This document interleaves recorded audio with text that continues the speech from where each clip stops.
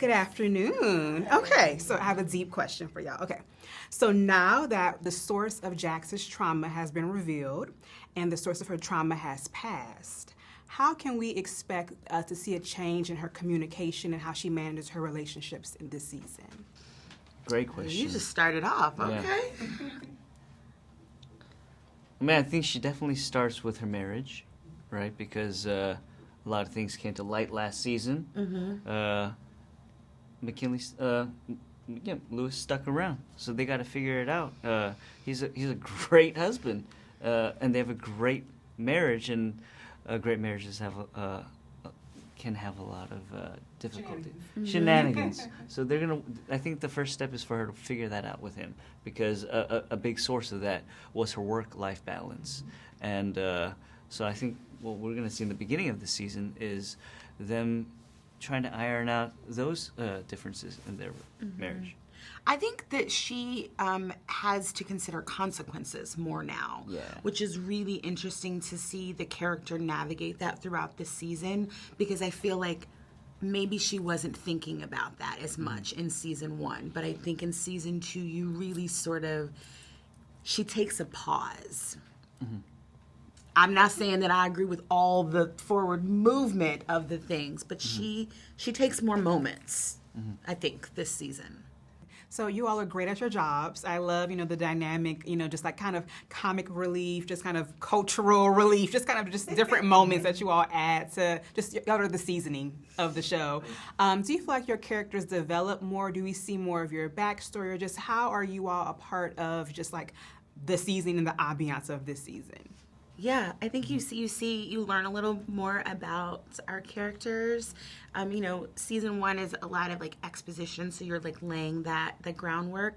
I think it also helps that there's another lawyer coming into the office, so you spend a little more time with us, which is a little, I think, kind of fun to get to know Krystal and Daniel a little more this season.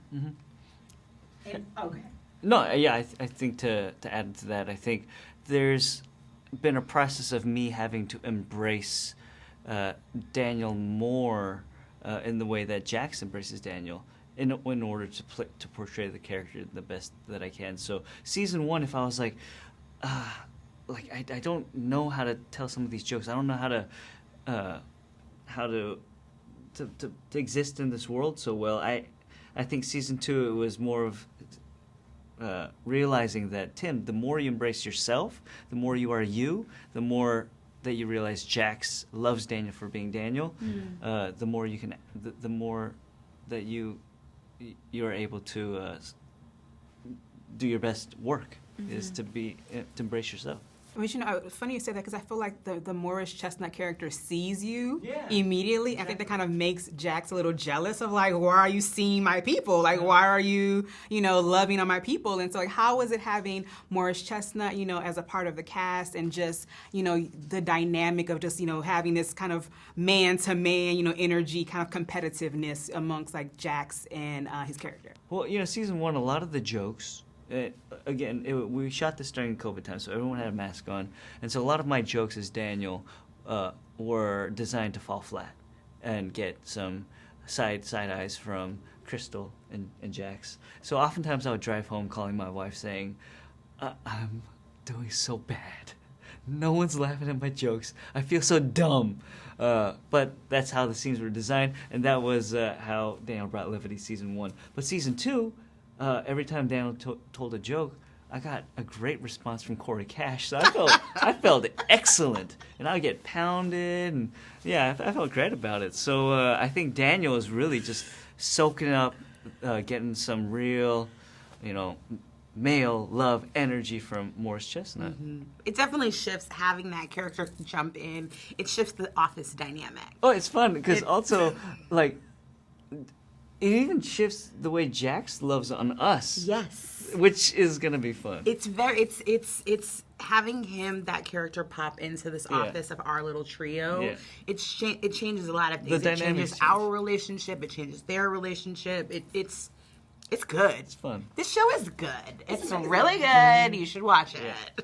Exactly. And lastly, the music. You know how big the music is. Like, I don't know if you remember, like, the pilot where, like, Khalees, I hate you so much right now. Like, or just, like, the story of OJ. Just all this, the way the music carries different scenes.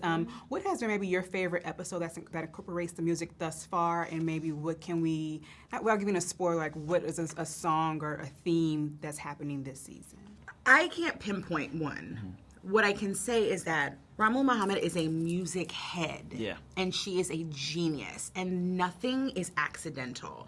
It's all so intentional. And because of being on this show, I listen more to rap lyrics than I ever have in my life. Like, every piece of music is strategic. I mean, the fact that it took fans a second to like realize that the names of the episodes were Jay-Z song titles, I was like, that's genius. So I'm not going to answer your question, but I'm going to answer it in another way, that way. Definitely. And lastly, really quickly, Larry and Carrie. Can you just talk about having them as your creative team, your producers, your directors, just being on the show, and what advice, what guidance, what have you learned from them? Every once in a while, if I'm telling somebody about the show, if I just drop like a Larry or a Carrie, Right.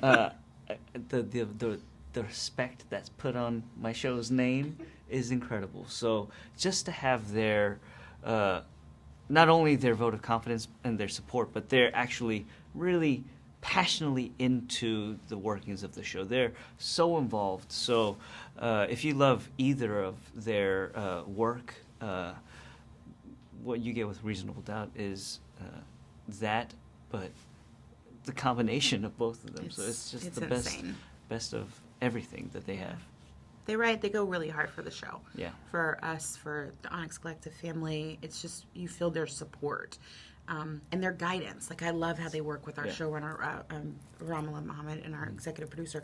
It's just, it's a supportive environment. And to see someone like Carrie and Larry continue to support, and Pilar, and it's a team. Everybody wants everybody to win. And I don't know how common it is for these executive teams to be so cordial and so in love with each other, but this is a very happy family from top to the very bottom.